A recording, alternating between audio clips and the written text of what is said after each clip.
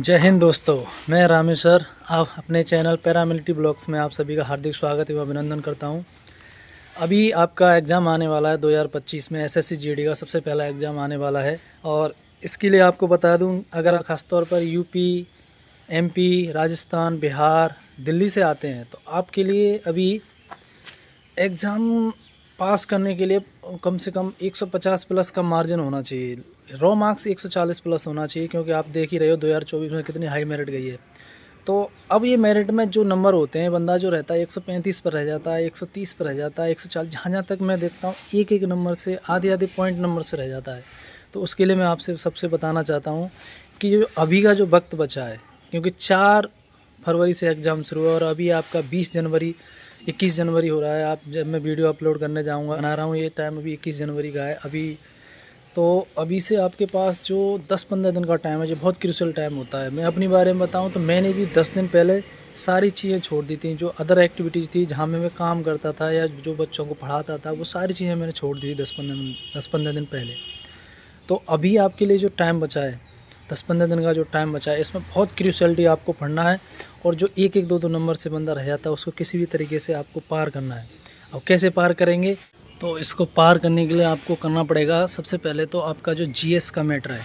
क्योंकि देखिए, आपने जो मैथ पढ़ा होगा, रीजनिंग पढ़ा होगा या हिंदी पढ़ा होगा, इसका तो आप रिवीजन करने से मात्र से आप पास कर जाओगे। क्योंकि ज़्यादातर लोगों के नंबर जो होते हैं इन तीनों सब्जेक्ट में 20 में से 17, 18, 19 आसपास बन जाते हैं, जहाँ तक कि 20-20 भी बन जाते हैं।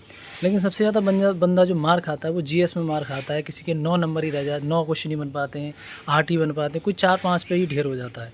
जबकि उसके तीनों विषय चारों सब्जेक्ट में मिला के देखते हैं तो उसके नंबर पहुंचते हैं 135-36 के आसपास, 135-130 के आसपास पहुंच जाते हैं। जीएस की वजह से बंदा सिलेक्शन से रह जाता है। तो अभी मैं बताऊं, अगर आपको जीएस के लिए क्या करना है, सबसे पहले तो आपको क्या करना है, जो करंट अफेयर है ना, करंट अफेयर जो अभी तक आपने पढ़ी है उसको लगातार रिवीजन कीजिए।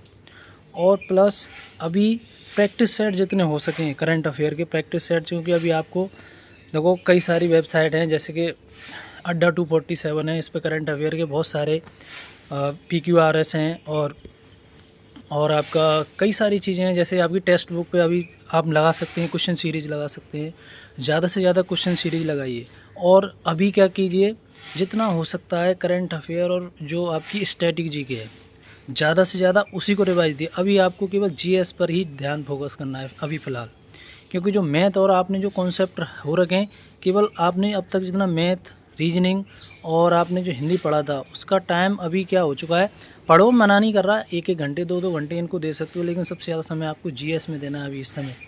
और अभी आपको आने वाले 15 दिनों में कम से कम 15-15 घंटे पढ़ाई करनी है। क्योंकि अगर आप पढ़ाई नहीं करोगे तो फिर बाद में बहुत दुख होता है। एक नंबर से बंदा पीछे रह जाता है तो फिर बहुत दुख होता है।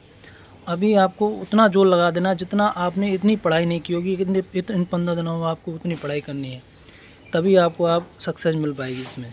क्योंकि 1-2 नंबर से रह जाने का दुख मुझे पता है, मैं भी रहा हूँ कई एग्ज़ामों में, बहुत बड़ा दुख होता है। अभी आपको कैसे भी करके जीएस को पकड़ना है। और जीएस की जितने भी हो सकते हैं आपको क्वेश्चन सीरीज़ लगानी है। जीएस की ज़्यादा से ज़्यादा क्वेश्चन सीरीज़ लगानी है।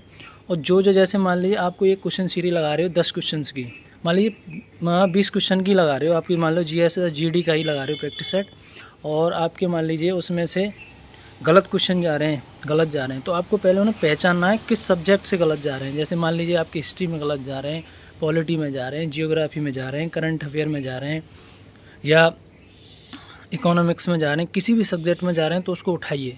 फिर उसके बाद देखिए किस चैप्टर से आ रहे हैं। उस चैप्टर को ज़्यादा नहीं पढ़ना है, जो रिलेटेड क्वेश्चन है उस रिलेटेड क्वेश्चन को रिवाइज करना है कि हाँ ये चीज़ें ऐसे हैं, बस उसको मन में रखना है। वो सारी चीज़ें क्लियर करके, जैसे मान लीजिए आपने वो प्रैक्टिस सेट लगाया, प्रैक्टिस सेट में क्वेश्चन देके जो गलत हुए केवल उसी को पढ़ना है, उसी से रिलेटेड। जैसे मान लीजिए आपका हिस्ट्री में पढ़ रहे हैं और आपका क्वेश्चन जो है, मान लीजिए हिस्ट्री में मध्यकालीन से आपका क्या हो जाता है, गलत होता है, तो आपको मध्यकालीन को थोड़ा थोड़ा उनका टाइम पीरियड, उनकी महत्वपूर्ण घटनाएं, वो सारी से हल्की से पढ़ लेनी है। फिर उसके बाद जिसमें भी होते हैं उनका मतलब उस चैप्टर को क्लियर कर ले, हल्का क्लियर करके पढ़ते जाना है और क्लियर करते रहना है। बस ये इतना करने के बाद नेक्स्ट सीरीज लगानी है तुरंत।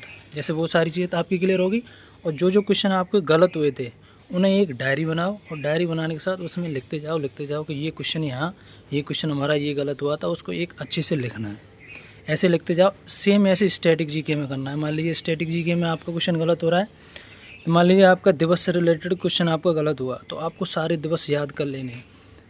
आपको मान लीजिए किसी सूचकांक से गलत हुआ है, तो सूचकांक सारे याद कर लेने हैं। मान लीजिए कोई आपका नया प्रधानमंत्री नियुक्त हुआ है या कोई राष्ट्रपति नियुक्त हुआ है किसी देश में, या हमारा राज्यपाल नया बना है, या कोई भी करंट अफेयर हो, नई घटना हुई है, जिस क्षेत्र से रिलेटेड हुई है, उस क्षेत्र के सारे क्वेश्चन आपको कवर कर लेने हैं कहीं ना कहीं से। यही काम करना है बस आने दिनों में। बस इस काम को कर लीजिए। आपको बस आने 15 दिनों में आपको बता रहा हूँ 100% आपको सक्सेस मिलेगी, और ऐसी सक्सेस मिलेगी आप कहोगे हाँ सक्सेस मिली है।